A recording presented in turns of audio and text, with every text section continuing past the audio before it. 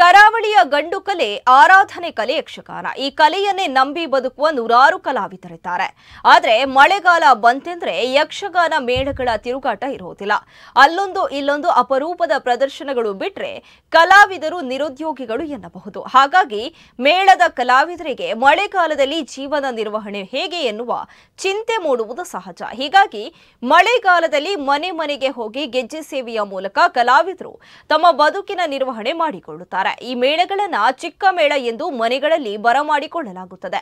ಗೆಜ್ಜೆ ಪೂಜೆ ಎಂದು ಕರೆಯುವ ಮೂಲಕ ಕರಾವಳಿಯ ಮನೆ ಮನಗಳಲ್ಲಿ ಅರಿವು ಮೂಡಿಸುವ ಕಾರ್ಯವು ನಡೆಯುತ್ತದೆ.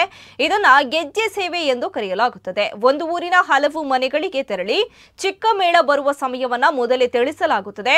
ದಿನದಲ್ಲಿ ಸಂಜೆ 7ರಿಂದ ರಾತ್ರಿ 10ರ ತನಕ ಚಿಕ್ಕ ಮೇಳಗಳು ತಿರುಗಾಟ ನಡೆಸುತ್ತವೆ.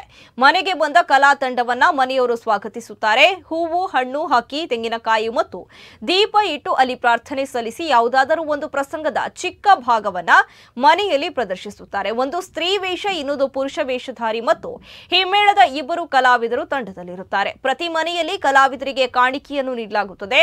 ಈ ಮೂಲಕ ಮಳೆಗಾಲದಲ್ಲಿ ಯಕ್ಷ ಸೇವೆಯ ಜೊತೆ ತನ್ನ ಬದುಕಿನ ನಿರ್ವಹಣೆಯನ್ನ ಕಲಾವಿದ ಕಂಡುಕೊಳ್ಳುತ್ತಾನೆ. ಒಂದೆಡೆ ತನ್ನ ಜೀವನ ನಿರ್ವಹಣೆ, ಇನ್ನೊಂದೆಡೆ ಕಲಾ ಸೇವೆ. ಹೀಗೆ ಚಿಕ್ಕ ಮೇಳ ಮಳೆಗಾಲದಲ್ಲೂ ಯಕ್ಷಗಾನದ ಕಂಪನ್ನ ಮನೆ ಮನೆಗೆ ಪಸರಿಸುತ್ತದೆ. ಈ ಮೂಲಕ ಮಕ್ಕಳಿಗೆ ಮನೆ ಮಂದಿಗೆ ಮನೋರಂಜನೆಯನ್ನ ಒದಗಿಸಿ ಯಕ್ಷಗಾನ ತನ್ನದೇ ಆದ ಕೊಡುಗೆಯನ್ನ ನೀಡುತ್ತಿದೆ.